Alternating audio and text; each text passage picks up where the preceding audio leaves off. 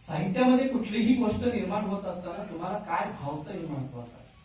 आणि वेद्येचा हुंकार जोरात असतो, म्हणजे त्याला कोणी प्राउंटिंग करायची गरज नसते. म्हणजे आपल्या घरामध्ये अशी काही जर वाईट घटना घडली असेल तर आपोआपच आतून हुंदका येतो, कोणी सांगावं लागत नाही की तू रडा. साहित्याची निर्मिती अशी असली पाहिजे, ती उत्स्फूर्त असली पाहिजे, ते काय वळून काढून असता कामा. संमेलनाचा अध्यक्ष, कवी संमेलनाचा अध्यक्ष होण्याचा मान आपण मला दिला, त्याबद्दल संयोजकांचे मी पहिल्यांदा आभार मानतो, त्यांना धन्यवाद देतो. मी आपला मनोगत व्यक्त करण्यामध्ये जास्त वेळ घेणार नाही. बऱ्याच कवींनी वेगवेगळ्या माध्यमातून आपलं मनोगत व्यक्त केलेलं आहे. या वास्तूमध्ये आपण कार्यक्रम करत आहोत. ती वास्तू शिवाजी माळी यांनी उभा केलेली साक्षात्कार देवीचा झाल्यानंतर त्यांनी इथं देवीची स्थापना केली. तर ती जी वास्तू पवित्र अशी रेणुका मातेची वास्तू, त्याचबरोबर हे संमेलन ज्यांनी आयोजित केलं ते संयोजक आमचे मोहन माने, जंगल्या काळ आपण म्हणतो, त्यांच्याबद्दलचा इतिहास सगळा, त्या पुस्तकाबद्दलचं विवेचन मला मांडायचं होतं, ते आमच्या विनायक सर्वजी भैयाजींनी अतिशय सुंदर भाषेत मांडलेला आहे, त्यामुळे तो विषय आपण ऐकलेला आहे. या ठिकाणी पाणीदार पाणी गाव करण्यासाठी ज्यांचा बराच त्याग आहे, कष्ट आहे, अशा आप्पा, त्याचबरोबर या गावाचा महिमा, मोठेपणा अगदी महाराष्ट्रावर पसरवण्याचे काम ज्यांनी केलं ते आमचे पश्चिम महाराष्ट्राचे सरपंच परिषदेचे अध्यक्ष प्रदीप काका माने. त्याचबरोबर या कार्यक्रमाचे, या गावचं प्रथम नागरिकत्व आणि ज्याला आपण म्हणतो की सर्वसमावेशक नेतृत्व जे शासनानं नवीन संकल्पना वगैरे सांगलेली आहे, त्याच्यातून आलेले सरपंच सौ अलकाताई माळी, त्याचबरोबर या कार्यक्रमाचं संयोजन करण्यासाठी धडपडणारे सर्व संयोजक की जे या बोर्डवर आपण वाचतो आहोत, त्या सर्वांना मी धन्यवाद देतो. आणि इथं उपस्थित असणारे जे कवी आहेत, जसे की उमराणी सर असतील, श्याम पाटील असेल, अब्दुल सय्यद असतील, नातू नावाची अतिशय सुंदर कविता त्यांनी गायली. श्यामराव कुंभार यांनी लाडू कशा पद्धतीचे असू शकतात आणि कसे खायचे असतात, अतिशय लाघवी आवाजामध्ये त्यांनी आपलं मनोगत व्यक्त केलं. आणि या कार्यक्रमाचे त्याचबरोबर प्रकाशक म्हणून ज्यांच्याकडे पाहिलं जातं ते आमचे मित्र तानाजीराजे जाधव, आताच अतिशय खणखणीत आणि दणदणीत आवाजात ज्यांनी कविता सादर केली. आणि तानाजीराजेंनी सांगितलं, कुठल्याही फोपाड्यात कार्यक्रम असतात तर आवर्जून उपस्थित असतात, फक्त जेवण पाहिजे.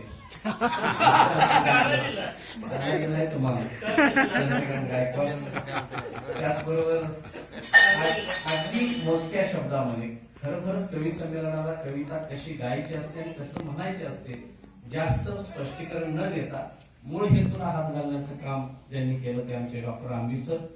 आणि ज्या आवाजामुळे आम्हाला असं वाटलं की खरं म्हणजे आता कवी संमेलनाला सुरुवात झालेली आहे, असं ज्यांच्यामुळे वाटलं ते वाटण्याचा मोठेपणाने सर्वेसर्वा मनापुरुष मध्ये अतिशय उत्तम पद्धतीनं, अतिशय जुनी परंपरा आहे त्यांची, साहित्य संमेलन घेतात. असं हे एक वेगळं आणि मोठं या साहित्य क्षेत्रातलं नाव, ज्यांना आम्ही श्री किरण शिंदे सर म्हणतो, अतिशय सुंदर अशी कविता त्यांनी गायलेली आहे. तर सगळ्यात महत्वाचा गाभा घटक म्हणजे आमचे गुरुवर्य या ठिकाणी उपस्थित आहेत, कदम सर, की ज्यांच्या माध्यमातून NSS काय असतं आणि त्या माध्यमातून आम्हाला थोडा सांस्कृतिक वारसा उभा राहायला बोलता येऊ लागलं, याच्यासाठीचं मार्गदर्शन करणारे आमचे गुरुवर्य कदम सर, कदम मॅडम. आणि तसंच आत्ताच तानाजीराजेंनी सांगितली, ज्यांनी आम्हाला बाळ कडू पाजलं ते आमचे गुरुवर्य उद्घाटक शिवाजीराव देशमुख सर, ज्यांची पडवी कादंबरी फार वर्षापूर्वी लिहिली गेली आणि त्यांनी त्या काळात ती प्रकाशित केली. खरं म्हणजे देशमुख सर हे आम्हाला गणित शिकवायला होते आणि गणितामध्ये मी तसा कधीच हुशार नव्हतो, त्याच विषयात कुठंच हुशार नव्हतो. तर त्यामुळं बेंचवर बसल्यानंतर चांगला मार्क कोणी खाल्ला असेल तर तो आम्ही खाल्ला. आणि मला गर्व आहे की त्याच मार्क देणाऱ्या शिक्षकांच्या सोबत मला तुम्ही अध्यक्षपद देताय. खरं म्हणजे मी म्हणून म्हणणार म्हणजे काय एवढा मोठा नाही, तुम्हाला बरेच चांगले चांगले कवी या ठिकाणी व्यासपीठावर देऊ शकतो, पण ते म्हणजे आम्हाला मोठं करायचंच नाही. मग ओळखलं माझ्या लायकी नसेल तर मग मलाच द्या. तर या पद्धतीचं साहित्य संमेलन मी घेत असतो, पण ही फार तारेवरची कसरत असते, लोक येत नाही. चांगल्या गोष्टीसाठी असं म्हटलं जातं अत्तराचा गोळा काढत असतो, पण वास घेण्यासाठी नाकापर्यंत न्यावा लागतो, तर त्याचा वास येतो. पण कुठंतरी वड्यावगडीला कुत्र गेलं असेल तर तिथपर्यंत आपल्याला नाक न्यायची गरज नाही, म्हणजे लवकर घाण वाढते. पीक आणण्यासाठी मेहनत करावी लागते, पण गवत आपोआप उगवतं. चांगल्या गोष्टी पेराव्या लागतात, वाईट गोष्टी आपोआप उगवतात. तेव्हा कवी संमेलन म्हणजे काय आणि कविता म्हणजे काय, आता आपण या सगळ्या साहित्यिकांच्या तोंडून ऐकलेलं का. पण वर्ड्सवर्थ म्हणतो की उत्स्फूर्त भावनांचा उद्रेक म्हणजे कविता. कविता उत्स्फूर्त भावना असली पाहिजे, ते ठरवून वळून ताणून केली नाही पाहिजे. आणि खरं म्हणजे प्रत्येक गोष्टीकडे बघण्याचा दृष्टिकोन वेगळा आहे. जसं की आता कदम सरांनी सांगितलं तणावर कविता लिहा, तुम्ही गवतावर लिहा, दुःख मांडा. जसं की आता आमच्या जवळकर साहेबांनी इच्छा व्यक्त केली की विद्वांना सबलीकरण केलं पाहिजे. खरं म्हणजे आमच्या पुतण्याचं परवा लग्न होतं, ते कळसात नाहीचा प्रकार बायकांचा असतो, तिथं ऑप्शन असणाऱ्या म्हणजे सौभाग्यवतीला मान दिला जातो. माझी एक वहिनी आहे विधवा, मी दुसऱ्या वहिनीला सांगितलं घ्या ना पाठवा, काय फरक पडतो. सगळ्या जगामध्ये आता चालू झाले, ठराव झाले, वेगवेगळे ग्रामपंचायती ठराव घ्यायला लागले की विधवानी कुंकू लावावं. बरं बाकीच्या सगळ्या गोष्टी तुम्ही अलाउड करता. आता शहरामध्ये हा प्रकारच राहिला, म्हणजे विधवा ओळखावी लागते, विधवा ओळखावी लागते की विधवा आहे का नाही, प्रत्यक्ष सांगितल्याशिवाय कळत नाही. मग ग्रामीण भागामध्ये हा पगडा का, आणि ही क्रांती जी आहे ती खरं म्हणजे आपल्यासारख्या साहित्यिकांनीच केली पाहिजे. कारण पहिल्यांदा साहित्यामधून ते मांडलं जातं. म्हणजे लोकमान्य टिळकांचे अग्रलेख वाजवून देशाला स्वातंत्र्य मिळालं पाहिजे अशी प्रेरणा इथल्या युवकांमध्ये निर्माण झाली. अग्रलेख काय काम करू शकतो तर ते काम अग्रलेख करतो. आजचे अग्रलेख काय करतात याच्यावर मी जास्त भाष्य करणार नाही, किंवा आजची मीडिया काय करते याच्यावर मी जास्त भाष्य करणार नाही. तर कोणत्या दृष्टीने तुम्ही त्या व्यवस्थेकडे बघता, कोणत्या दृष्टीने कुठल्या घटकाकडे बघता त्याच्यावर ते राहते. राजा रविवर्मा आणि विश्वेश्वराय इंजिनियर आहेत, राजा रविवर्मा एक चित्रकार आहे, दोघांनी एक धबधबा पाहिला असं समजून चालतं. रविवर्मा म्हणतात की अरे सुंदर, किती सुंदर चित्र काढताय, निसर्गाची किती सुंदर किमी आहे की पाणी वरून असं पडत आहे, आसपास ते वाहत आहे, झाडे आहे. ही रविवर्माची दृष्टी झाली, त्याच्यामधलं सौंदर्य त्यांनी शोधलं. पण विश्वेश्वरायचं मत असं आहे की अरे हे काय चाललंय, इतकं मोठं पाणी किती वाया चाललंय, किती मेगावॅटची वीज निर्मिती होऊ शकते, ते का म्हणून वाया चाललेलं आहे. दोघांच्या दोन दृष्टी आहेत, वस्तू एकच आहे समोर. म्हणजे आपली आई आपण आई म्हणून समजतो, बायकोकडे बायको म्हणून बघतो, पण आपल्या बायकोकडे दुसरा काय म्हणून बघेल सांगता येत नाही. आपल्या आईला दुसरा आई मानेल का नाही सांगता येत, त्याची दृष्टी आहे. साहित्यामध्ये कुठलीही गोष्ट निर्माण होत असताना तुम्हाला काय भावतं हे महत्वाचं आहे. आणि वेदनेचा हुंकार जोरात असतो, म्हणजे त्याला कोणी प्राउंटिंग करायची गरज नसते. म्हणजे आपल्या घरामध्ये अशी काही वाईट घटना घडली असेल तर आपोआपच आतून हुंकार येतो, कोणी सांगावं लागत नाही की तू रडा. साहित्याची निर्मिती अशी असली पाहिजे, ती उत्स्फूर्त असली पाहिजे, ते काय वळून काढून असता कामा. तेव्हा मोहन मानेंचा अतिशय चांगला प्रयत्न आहे, आणि त्यांच्या महसूल खात्यावर बरेच आरोप आहेत तुमच्या महसूल खात्यावर. माने सर खरं आहे ते नाही असं नाही, या क्षेत्रात माणसं हिंदीतला असतात, म्हणजे साधा 7-12 मागायला गेला तरी तीर्थ बघतात. प्रदीप काका, मी 7-12 माझ्या गावात मागायला जात असताना जीवनतरा ठेवला, मी कधी असा मोकळा जात नव्हतो. मी लेखी अर्ज करायचा 7-12 मिनिटे बाबत गट क्रमांक अमुक अमुक नाव, आणि मी ते अर्ज ठेवणार, दुसरी झेरॉक्स कॉपी मला पोहोचली. तो तलाठी आणि ती दोघे एकमेकांकडे बघायची, एका मिनिटात रुपया न घेता मला 7-12 देतो. पुरावा ठेवायचं काम करावं लागतं या क्षेत्राशी तुम्ही जर संबंध ठेवत असाल तर. पण काही हळवी माणसं असतात, शेवटी माणसंच असतात. जसं की आमचं विश्वास पाटलांच्या बाबतीत सांगितले गेले की उत्तम कादंबरी त्यांनी लिहिलेली आहे, नेताजी सुभाषचंद्र बोसवर लिहिलेली, झाडावरती लिहिलेली उत्तम कादंबऱ्या लिहू शकतोय. प्रशासकीय क्षेत्रातला माणूस काय हरकत आहे का, या माणसाला ते मन आलं, आणि आमच्या अक्षरानं त्यांच्याच पुस्तकाची किती सुंदर कविता गायली म्हणतोय मी, कारण गायन ही सोपी गोष्ट नाही. आणि सगळा इतिहास तुम्ही सांगितला की सावर्डा गावचा सगळा इतिहास सांगितला, सगळं देव तुम्ही गोळा केलं, आणि बऱ्याच काही गोष्टी प्रदीप काकांनी सांगितलं की वारसा आहे तुमच्या गावात, आणि तुमचं गाव खरंच चिंचणीला मोठं करतं, हेही त्या चिंचणीकरांनी मानलं पाहिजे, याही मताचा मी आहे. शेवटी कसं आहे, मामा भाषाचं नाजूक नातं आहे, आपण त्याच्यावर त्यामुळे अतिशय सुंदर ही कल्पना आहे. सुरुवातीला मत व्यक्त केलं सर्वजींनी की बाबा गावात घेतला असता तर चांगली गोष्ट आहे, गावात घेतला असता काय होतं सर, गावात कार्यक्रम घ्यायला हरकत नसतो, पानपट्टीवर मावा खात असतो, तो काहीतरी आपलं खाजवत असतो, आणि लांब आवाज येतो म्हणून ऐकतो. ज्याला खरंच ओढ आहे ना ऐकायची त्यानं तिथपर्यंत आलं पाहिजे, या महत्वाचं नाही. म्हणून आपण तिकडं कार्यक्रम घ्यायचं, तुला गरज आहे ना, तो आमच्यापर्यंत येईल. मान्य आहे की आपण तिथपर्यंत पोहोचलं पाहिजे, समाज एवढा सुदृढ नाही, त्यांच्यात गेलं पाहिजे. पण किती वेळा आपण विनोबा भावे म्हणून समाज व्यवस्थेला आता काही समाज असा वेळा राहिला नाही, बाकीच्या सगळ्या गोष्टी तुम्हाला कळतात. व्यवस्थेमध्ये आपण पहा, मुलाचं लग्न असेल तर आधी घर बांधून तयार ठेवतो, कारण मुलाला मुलगी दिली गेली पाहिजे. आता फार अवघड झालेलं आहे त्याही क्षेत्रामध्ये. या सगळ्या गोष्टी बारकाईने समाज व्यवस्थेत आपल्याला कळत असतात. मग हीच गोष्ट का कळत नाही किंवा काहीतरी चांगलं चालेल जाऊन ऐकावं.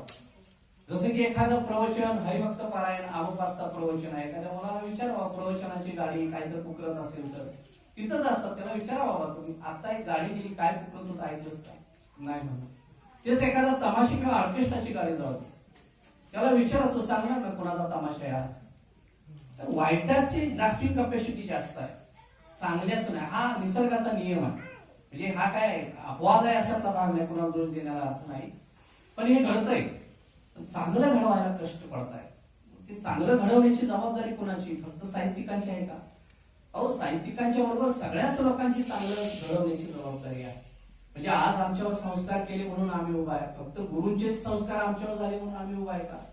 आई वडिलांची काही जबाबदारी असते का नाही? त्या लहान मुलाला घडवत असताना आई वडिलांची जबाबदारी पाहिजे का नाही? एका मुलाला मोबाईल काढून घेतला म्हणून 16 वर्षाच्या मुलानं घराचं 4.5 का 5 लाखाचं नुकसान केलं, सगळं फोडून टाकलं, ते पाक फोडून टाकलं. एक घटना तर अशी घडली की आईचा खूनच केला. आता त्या मोबाईलची सवय लावण्याचं काम कोणाचं आहे? मला एकत्र वाटतं मुलगीने शांत बसावं म्हणून तिच्या हातात मोबाईल द्यायचा. माझी पहिली चूक काय आहे की माझ्याकडे तेवढी कॅपेबिलिटी नाहीये, मी माझ्या मुलीला वेगळं काहीतरी सांगून शांत बसवावं, माझ्यात ते काही राहिलंच नाही. मग मला पर्याय व्यवस्था या आधुनिक साधनांच्या घ्याव्या लागतात आणि मग आम्ही मोबाईल नावाचं खेळणं त्याच्या समोर टाकतो. संस्काराचा मक्का फक्त आपणच घेतला अशातला भाग नाही, समाजातल्या प्रत्येक तळागाळातल्या व्यक्तीने याचा बारकाईने विचार केला पाहिजे. की जेव्हा एखादा म्हातारा माणूस असतो तेव्हा त्याला बोलण्याची पद्धत, घरामध्ये नातू असेल तुमच्या, त्या आजीला नातू कसा बोलतो, आजीला नातू कसा बोलतो, एखाद्या आजीनं काम सांगितलं, मुळात ही व्यवस्थाच राहिली नाही. आता हम दो हमारे दो राहिलेला. आजोबा आजी सगळे आपल्याला अनाथ आश्रमातून दिसतात. ज्यांची आजोबा आजी घरामध्ये आहेत ती फार पुण्यवान, त्यांचं गुरुजन्मीचं काहीतरी पुण्य आहे म्हणून त्यांना आजोबा आजीला सांभाळायला मिळतंय. म्हणतोय मी, मिळतंय सांभाळायला. आपली आजोबा आजी आपल्याला सांभाळायला मिळावे ही सोपी गोष्ट नाही. एक जिवंत सांस्कृतिक ठेवा आहे, तुम्ही जपता. त्या टीव्हीचं खोकडं, मोबाईलचं खोकडं याच्यापेक्षा जिवंत सांस्कृतिक ठेवा कोणता आहे तर आजोबा आजी आहे. म्हातारपणाकडे झुकलेलं ते, जसं की झाड बहरलं आंब्यानं की खाली झुकतं आणि पाड आला तर गळून पडतं, तुम्हाला गोडवी देतं, गोडपाना देतं. तशी म्हातारी माणसं तुम्हाला गोडपाना देतात, तुमच्या आयुष्यामध्ये गोडी भरतात आणि ती गळून पडतात. तोपर्यंत सांभाळायची आमची मानसिक तयारी असली पाहिजे.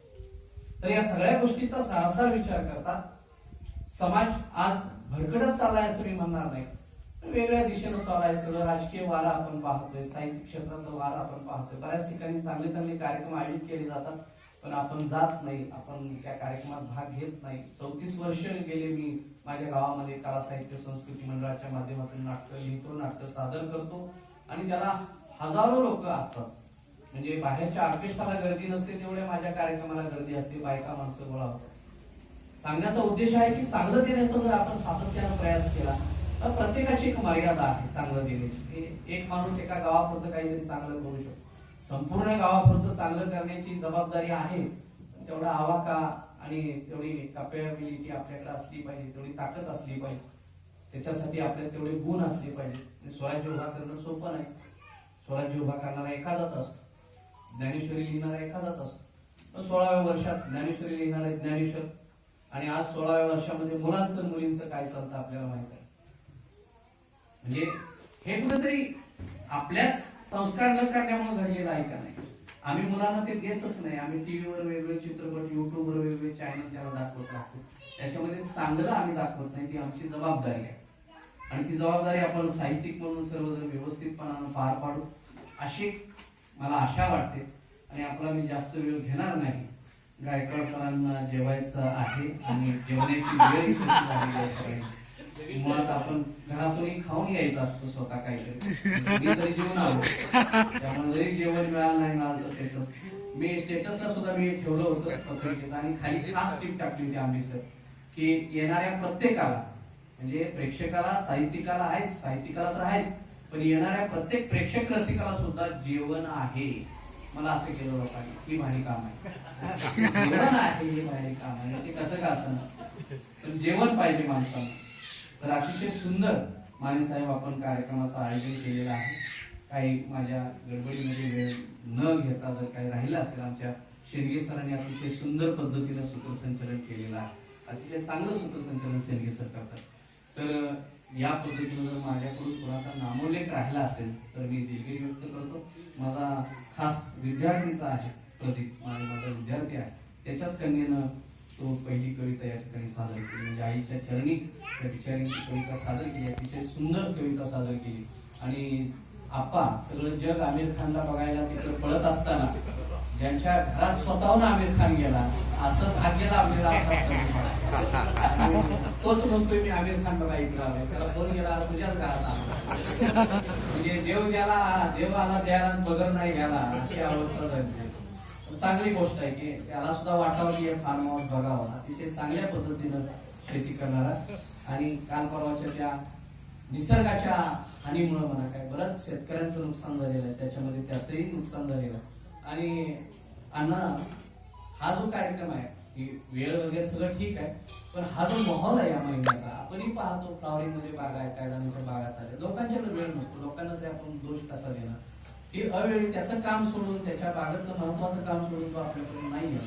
तर अशी एखादी वेळ असावी की माणसं निवांत, वेळ म्हणजे तो दिवस असावा, तो महिना असावा, जसं की मार्च मध्ये वगैरे काही कामं नसतात, कामं नसणारा शेतकऱ्यांना कामं नाहीत असा वेळ निवडून आपण साहित्य संमेलनाची परंपरा टिकवावी. आईचा आशीर्वाद आपल्या पाठी आहे. मी आपला जास्त वेळ घेणार नाही, जाता जाता फक्त एक कविता सादर करतो की काही वर्षापूर्वी अचानक निकाल आला, टीव्हीवर एक क्लिप फिरायला लागली की राम जन्मभूमीचा निकाल झालेला आहे आणि असा राम जन्मभूमी तो जो भाग आहे, ती जमीन आहे, ती जमीन या लोकांना देण्यात आलेली आहे. त्यातच थोडाफार आजही आजच्या राजकारणामध्ये या 3 तीर्थ सरकारामध्ये इकडे तिकडे उड्या मारणाऱ्याचा त्याचा काही संदर्भ याच्यामध्ये येतोय. म्हणून मी ती कविता ऐकतोय की राम जर आज जिवंत असता तर राम काय म्हणाला असता. कवितेचं नाव आहे राम जन्मभूमी. राम आता तुझा आहे, राम आता माझा आहे, राम आता तुझा आहे, राम आता माझा आहे, कोर्टानं सांगितलं म्हणून राम आता सगळ्यांचाच आहे, कोर्टानं सांगितलं म्हणून राम आता सगळ्यांचाच आहे.